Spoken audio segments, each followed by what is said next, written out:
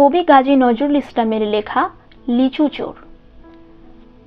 বাবুদের তাল পুকুরে, হাবুদের ডাল কুকুরে, সে কি বাস করলে তারা, বলি থাম একটু দাঁড়া।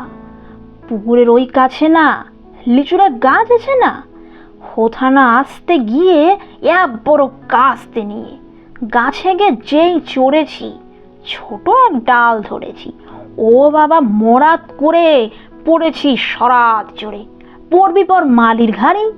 সে ছিল গাছের আড়ি, বেটা ভাই বড় নচ্ছার, ধোঁয়া ধুম গোটা দুচ্চার, দিলে খুব কিলো ঘুষি, একদম জোর সে ঠুসি। আমিও বাগিয়ে থাপড়, দে হাওয়া চাগিয়ে কাপড়, লাফিয়ে ডিন্নু দেয়াল, দেখি এক ভিটরে শেয়াল। আরে ধ্যাত, শেয়াল কোথা, ডিলোটা দাঁড়িয়ে হোতা। দেখে যেই আঁতকে ওঠা, কুকুরও জুড়ল ছোটা। আমি কই কম্ম কাবার, কুকুরেই করবে সাবার। বাবা গো মা গো বলে পাঁচিলের ফোকল গোলে ঢুকি গিয়ে বসদের ঘরে, যেন প্রাণ আসলো ধরে। যাব ফের কানমুলি ভাই, চুরিতে আর যদি যাই, তবে মোর নামই মিছা। কুকুরের চামড়া খিচা সে কি ভাই যায় রে ভুলা, মালির ওই পিটনিগুলা।